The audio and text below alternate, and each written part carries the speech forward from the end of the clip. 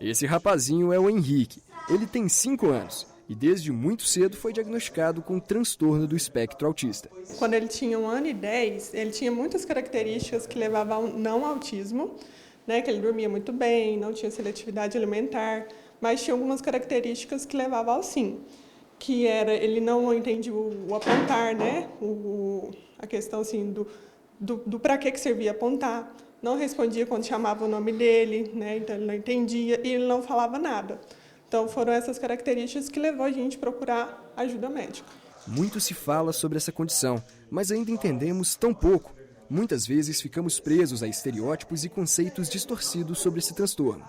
Então, primeiramente, o que é o autismo? O autismo ele é um transtorno do neurodesenvolvimento, então a criança ela vai apresentar alguns atrasos no desenvolvimento mesmo, algumas habilidades, né? Ou também ela pode ter algumas áreas mais avançadas, mais desenvolvidas do que outras. Por isso que a gente faz uma avaliação dos marcos do desenvolvimento para ver quais são as habilidades que estão em atraso. Então, dentro da psicologia, a gente trabalha muito voltado para isso, questões comportamentais, de interação social, de desenvolvimento infantil mesmo. No Brasil, 1 a cada 36 crianças é diagnosticada com TEA, o transtorno do espectro autista. Dessas crianças, cerca de 42% têm algum problema relacionado à ansiedade. Outros 30% passam ali por problemas relacionados à fala. E outros 40% têm algum tipo de distúrbio cognitivo. O que isso mostra? Que o melhor caminho é um atendimento personalizado para cada criança.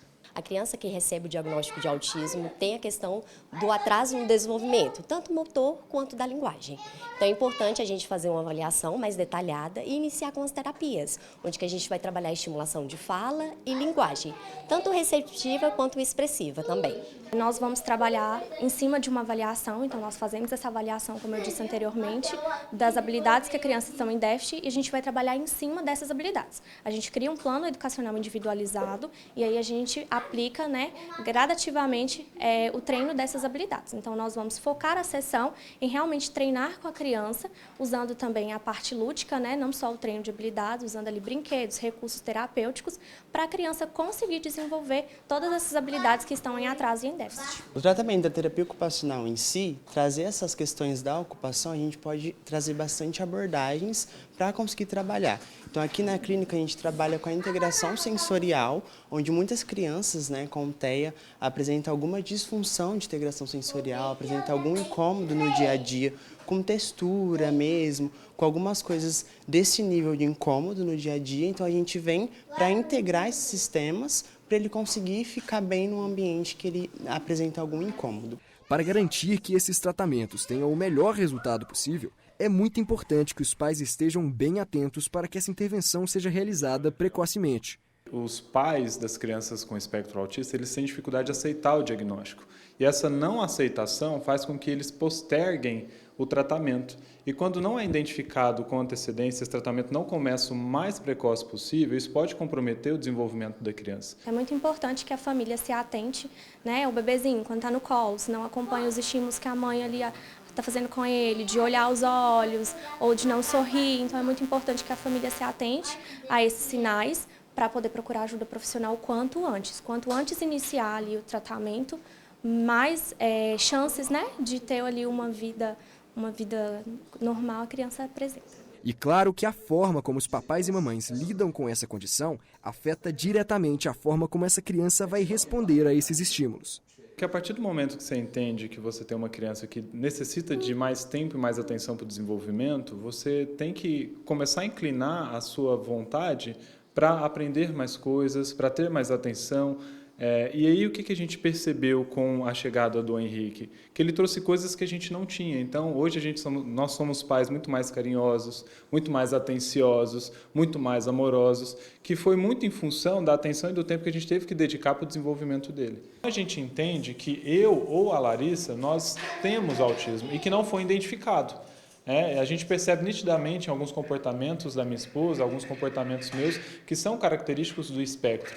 Só que a gente não teve essa abordagem e aí a gente cresceu com essa dificuldade. Hoje a gente tem essa dificuldade em algumas coisas. Então, quanto antes você identificar isso, melhor. Né? Hoje, antes, a minha mãe, meus pais não tinham a informação que a gente tem hoje. Então, hoje você tem informação de que atrasou comunicação, atrasou desenvolvimento, tem comportamentos repetitivos, estereotipias. Já procura um especialista, porque quanto antes você procurar, mais rápido você vai conseguir dar o tratamento adequado para essa criança. O Henrique mesmo é prova viva do quão eficientes as variadas terapias são para as crianças que desde cedo já são diagnosticadas e procuram essa intervenção.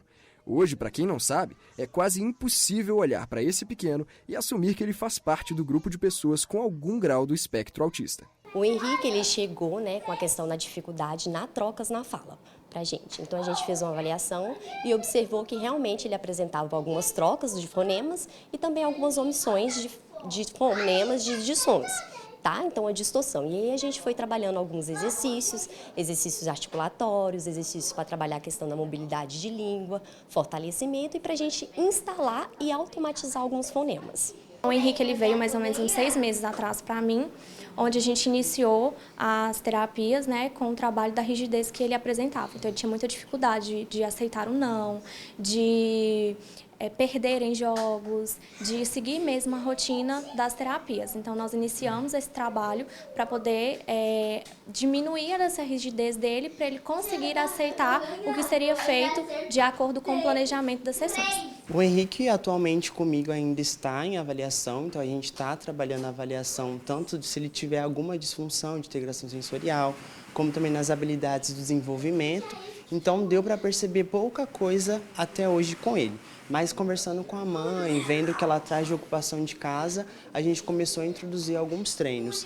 Treinos de vestir, como de aspirar a roupa sozinho, escovação de dente. Então, se tiver algum incômodo, a gente trabalha através dos equipamentos para que ele consiga se adaptar e não sentir mais incômodo nessa tarefa. Ele tem um acompanhamento com o neuro e ele que vai definindo a quantidade junto com os outros profissionais aqui da clínica, né, fonoaudiólogo, psicólogo, e ele que vai definindo a quantidade e de acordo com o que ele vai desenvolvendo, vai diminuindo e provavelmente ele vai atingindo ali o ponto de ter uma alta. Hoje, assim, o Henrique ele tem uma perspectiva de com 7, 8 anos ele receba alta. E aí um adulto 100% funcional, independente? Sim, sem dificuldade. E se a gente perceber que vai ter alguma dificuldade, a gente volta com as terapias, com as intervenções para que ele não tenha dificuldade nenhuma. Quero que você me conte um negócio. Você é uma criança o quê? Forte. O que mais? Inteligente. O que mais? O último, o que falta? Lindo. Que é isso?